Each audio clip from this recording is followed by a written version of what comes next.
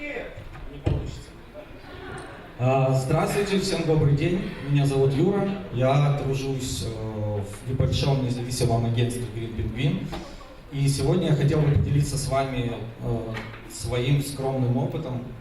Я называю это опыт дурака, потому что мы часто сначала что-то делаем, а потом узнаем, как это правильно делать, как это делают другие люди. И, в принципе, это неплохо, потому что из-за такого подхода у нас часто бывают, получаются неплохие вещи. Можно следующий слайд? Следующий слайд. Да, вот, нет, ну ладно, пусть этот остается. Немного раз хотел сказать буквально 2 слова о нашей компании. Это независимое агентство, креативным агентством мы себя называем. Я думаю, мы точно не рекламщики, но надеюсь, креатив у нас какой-то там есть. Все начиналось у нас с продакшена. Мы были продакшн-студией, и в какой-то момент не было заказов, был такой небольшой кризис, у нас начались небольшие финансовые ямки, такие провисоны, и нужно было как-то это решать.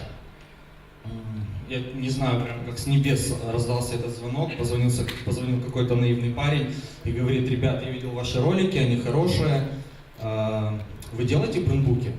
Мы делаем брендбуки, а мы не делали брендбуки. Вот. В принципе, мы быстро с этим разобрались, и мы не только продакшн, но и дизайн-студия. Ну и так постепенно мы дошли до креативного агентства, и 2 года назад даже зарегистрировали свою марку как издательство. Издали уже целые 2 книги. Осталось открыть только шиномонтажку и кофейню, тогда у нас будет полный спектр услуг. Спасибо. Ну, в принципе, наверное, на этом все про меня и про компанию. Давайте теперь разберем какие-то наши работы. Я нарочно не включал ни одной рекламной работы, потому что они у нас довольно стандартные, но есть пару неплохих социальных авторских кейсов. Давайте сейчас сначала посмотрим видео, и позже я расскажу подробнее об этом.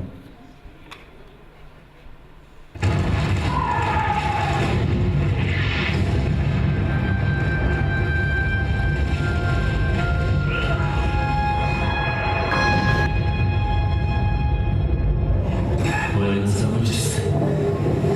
Поедете ко мне. У нас там красиво.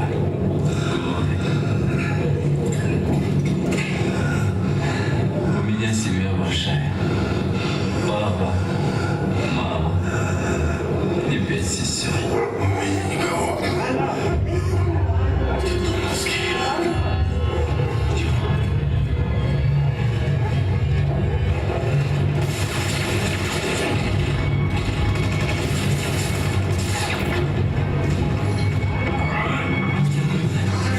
Мой сигнал боит. Салмати. Зов смотри.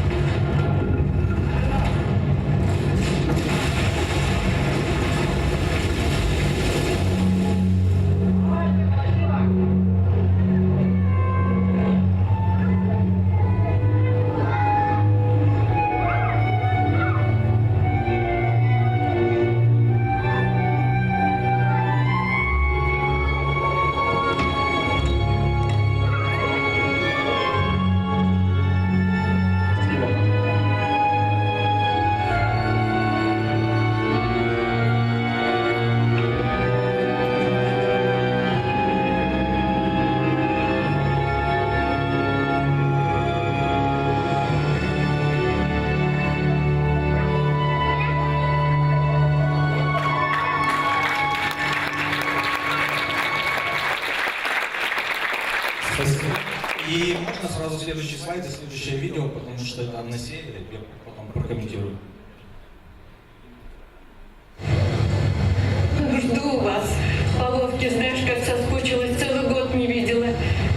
Вот и жду. Ну ладно, побегу я. Да. Целую. И я. Давай. Пока. Алло.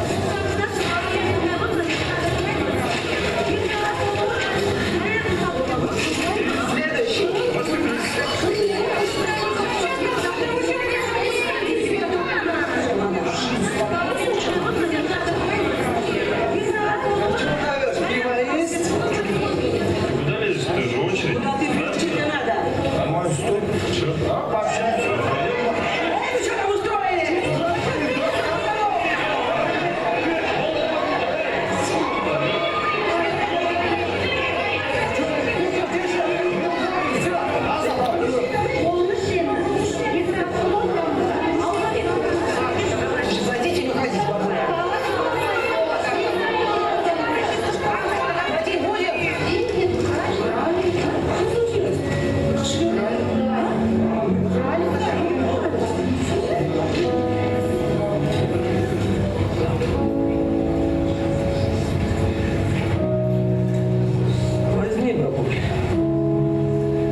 денег.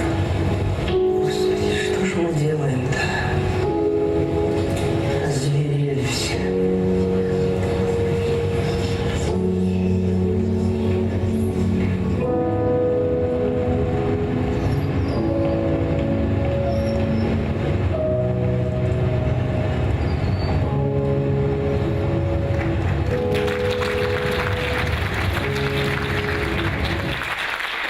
Спасибо. В общем, на вид это обычные социальные ролики, но на самом деле они решали задачу. Собственно, к нам как-то обратился телеканал КТК. Звучал бриф буквально так. В Казахстане в конце 2014 года произошла девальвация, и связано с этим было очень много хейта в сети. Нужно было этот хейт побороть. Собственно, мы подумали, что такое девальвация в историческом разрезе страны по сравнению там, с Великой Отечественной войной или там, с перестройкой, с дефицитом. Ну, это просто пыль. И, собственно, решили зайти как-то немножко сбоку, фоново, и показать людям, какие действительно проблемы были у этого народа и как они их пережили. Ну, в принципе, все. А насчет опыта дурака, это были первые ролики, с которыми мы участвовали в фестивалях, участвовали абсолютно бестолково. То есть мы думали, мы же продакшн, продаемся в продакшн. Мы не знали, что можно податься в номинацию там, креатив, сценарное мастерство, операторская работа и так далее, и так далее. То есть, кстати, хочу сказать комментарий, у вас сейчас, наверное, такие же проблемы, потому что когда мы смотрели работы жюри, очень много людей подали себе не в ту категорию, и кто-то, например, в продакшене не заслуживал награду, но если бы они этот ролик продали в креатив, они, возможно, что-то взяли. Тут сразу ремарочку скажу про сегодняшнюю автопати. Я смотрю, немного людей туда хотело пойти. Объясню, почему идти нужно. Это объяснял вчера Асхат, но, наверное, не все поняли. То есть у вас сейчас есть классная возможность и доступ к делу, конечно, Владислава Деревянных. Можете к Фаре Лупаеву еще подойти.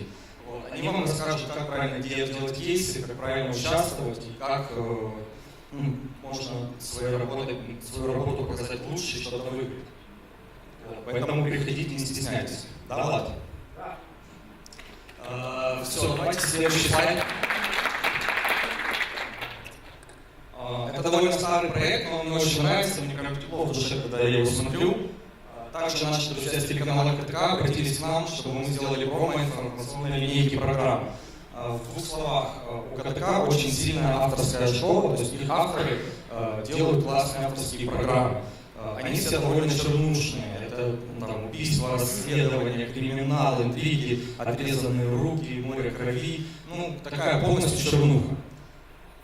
Денег особо не было. Это тоже вот касается, например, продакшенов, которые там говорят, вот у нас нет бюджета, типа мы сделаем там, как можем и так далее, и так далее.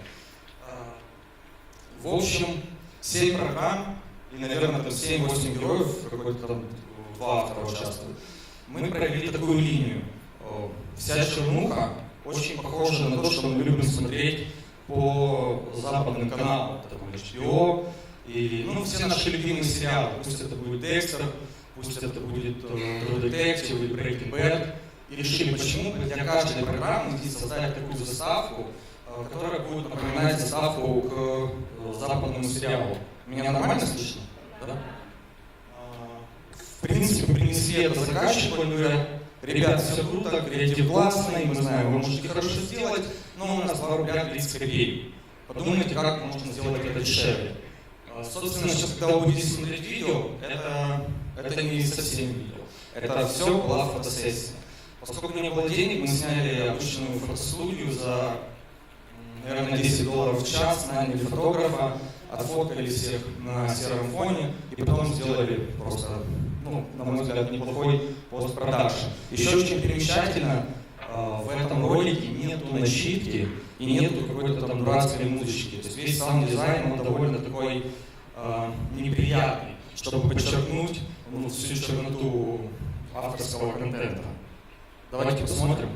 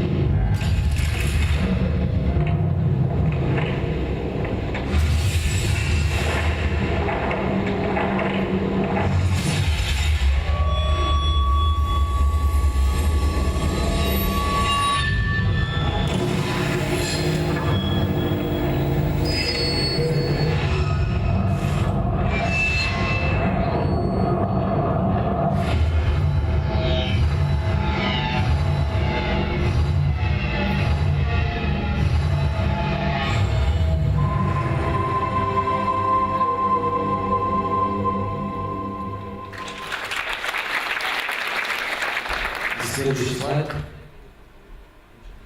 Вот как мы докатились до издательства. Ну, непривычно, да, маленькое независимое коллективное агентство делает книгу. Все это от большой печали. Мы в одно время очень сильно выгорели, общаясь с клиентами, участвуя в бесконечных тендерах, и ты тратишь там 2-3 недели, придумываешь какую-то стратегию, какой-то креатив, делаешь даже какие-то скетчи, приносишь клиенту, а в Казахстане бывает так часто, они говорят: ой, нам уже не надо. То есть ты 3 недели потратил, сотрудникам ты должен деньги заплатить, силы потратил, это никуда не пошло. Ну, конечно, ты от этого выгораешь, у тебя начинается какая-то депрессия. И, собственно, в один из таких моментов мы с ребятами собрались в баре, выпили пивка и решили, что все, достаточно, у нас должен быть немножко другой путь.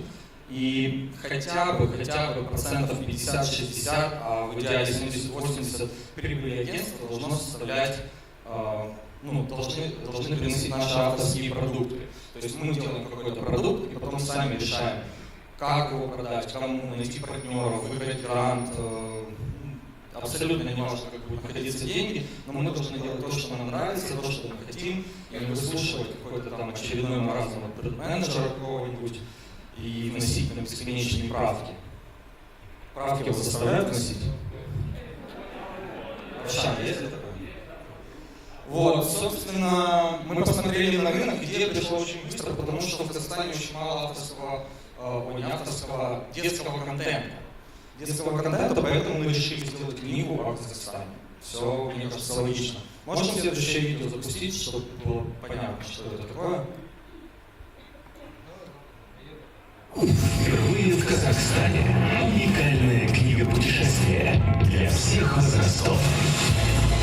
19 карт, 16 открыток, интерактивная игра, 48 культовых сооружений, 130 природных объектов, 65 известных личностей, 64 животных, 687 авторских иллюстраций, сувениры с любимыми героями. Идеальный подарок друзьям и гостям страны. Книга «Путешествие. Казахстан». Тут тоже, поскольку мы делали это первый раз, мы не захотели связываться ни с каким издательством, потому что встретились с рядом людей и напомнили на наших верных клиентов. То есть они начали говорить: а здесь исправьте, а здесь у вас неправильный какой-то факт, а здесь еще что-то. Ну, собственно, мы помахали им ручкой, зарегистрировались как издательство и выпустили эту книгу сами.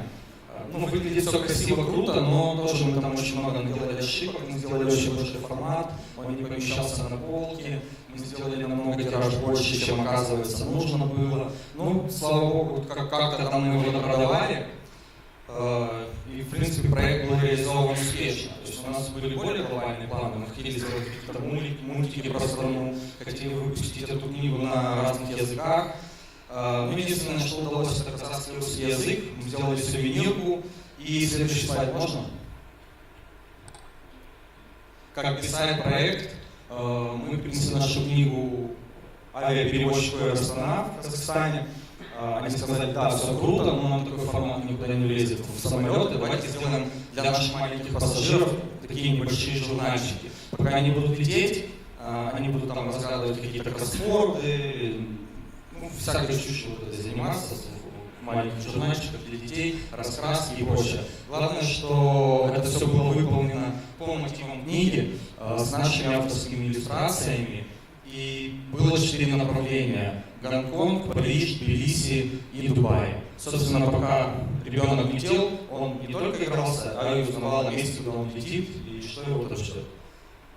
Давайте следующий слайд. Книга «Путешествие Украина» — это уже произведение нашего киевского офиса.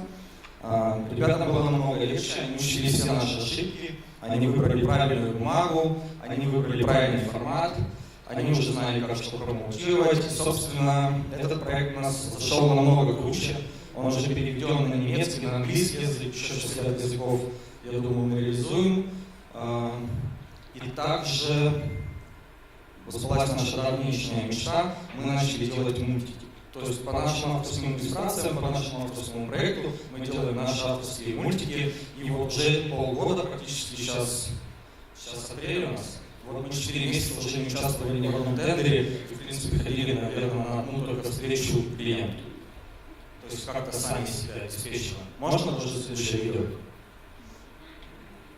Креативна агенція «Грім-Пінгвін» та видавництво «Книгла» представляють вперше в Україні книга «Мандрівка». Найдивовижніше і водночас найважливіше, що варто знати про Україну в одному виданні. Постаті, що надихають, науковці та винахідники, діячі культури та мистецтва, найвідоміші та найпотаємніші куточки України. Серйозно про минуле. Та не надто серйозно про те, чого не розкажемо в історії. Народна творчість та авторські шедеври, що стали відомими в усьому світі. Споруди, що стали символами України. Наукові досягнення, що рятували життя і змінили хід історії. Усе це книга «Мандрівка. Україна. Читай та мандруй». Да, простите, что на украинском, но я думаю, смысл понятен. Вова, возможно запустить, например, следующее видео, но без звука? Пока оно будет идти, я расскажу, что просто там очень длинный формат. Вот, это наши мультики, это была первая серия. Можно следующий слайд. Главное звук приглушить.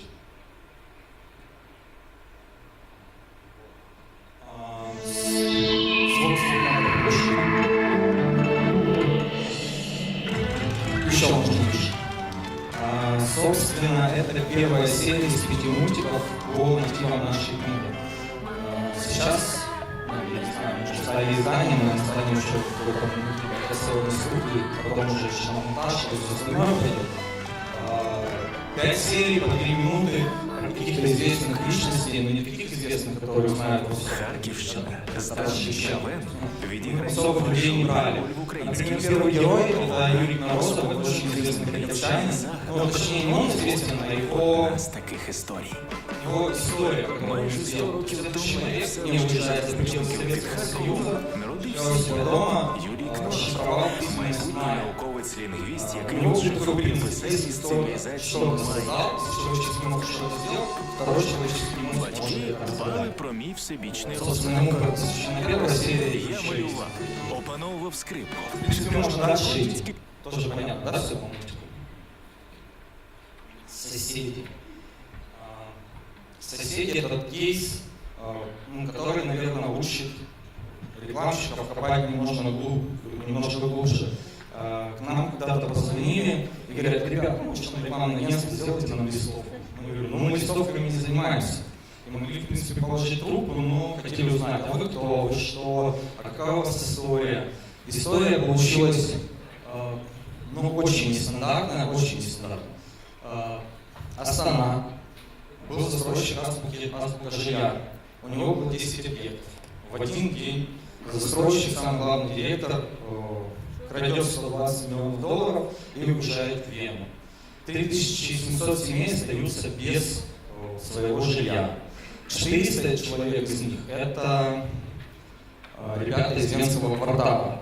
То есть они не опустили руки, пошли судиться, отсудили сначала свою землю, отсудили стройку. Тут, наверное, мы на них где-то издалека немножко похожи. Они искали себе другого застройщика, никого не нашли, создали ЖСК и начали строить свой дом сами. Ну, история просто невероятная, это я просто рассказываю, так не сильно интересно. Но если у вас будет 15 минут, обязательно зайдите на YouTube и посмотрите этот документальный фильм. Почему документальный фильм? Ну, понятное дело, ребята строят сами для себя, денег у них немного. Мы предложили им такую стратегию, что их истории должны все узнать. Квартиры очень плохо продавались из-за плохого бэкграунда. Потому что все знали, что это какой-то недострой, директор убежал и так далее, и так далее. То есть нужно было эту проблему решить.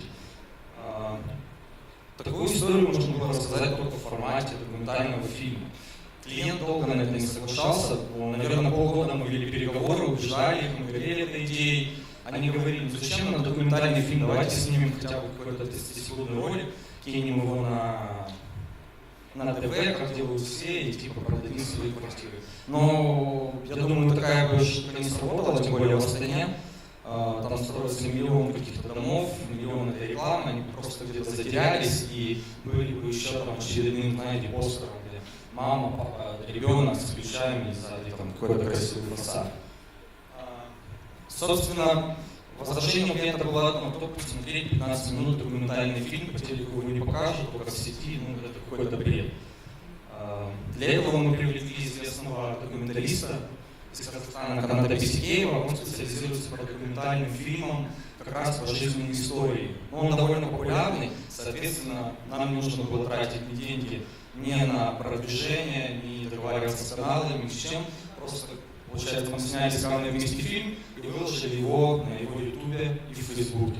На следующий день уже пошли хорошие отзывы, комментарии, лайки, колокольчики, подписки и прочее. Но самое главное, что нам позвонил клиент буквально в час дня, то есть прошло там буквально часов 15-12, и говорит: ну, простите, пожалуйста, мы до конца не верили в вашу идею, но теперь не сомневаемся в вашем профессионализме, мы были уверены, что какой-то трафик пойдет, потому что про нас особо никто не знает, но нам сегодня начали звонить люди и не спрашивать, сколько стоит жилье, там, какие у нас стены, какие у нас стройматериалы. Они просто говорили: ребята, мы хотим стать вашими соседями. Мне кажется, это самый крутой результат.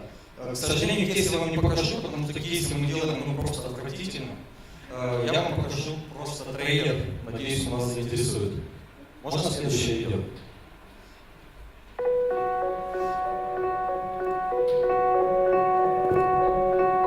Ни договор не спасает, ни какие-то там юридические моменты в договоре, ни пункты, которые люди доказали, там защитить.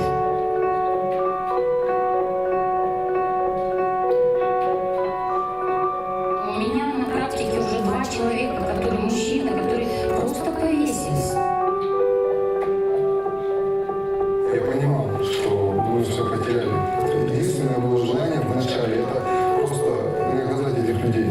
Компания «Автомобильная» является образцом средств-источников. Застройщик не завершил возведение около 10 объектов. Жертвы мошенников стали свыше 3000.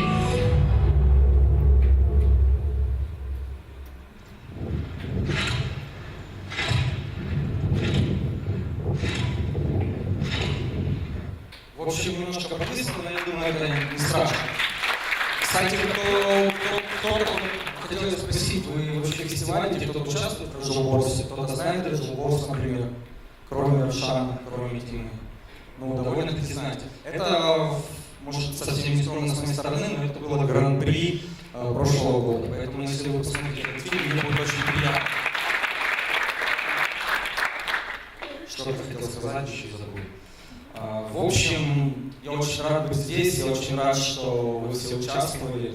Было много хороших работ, было очень много плохих работ.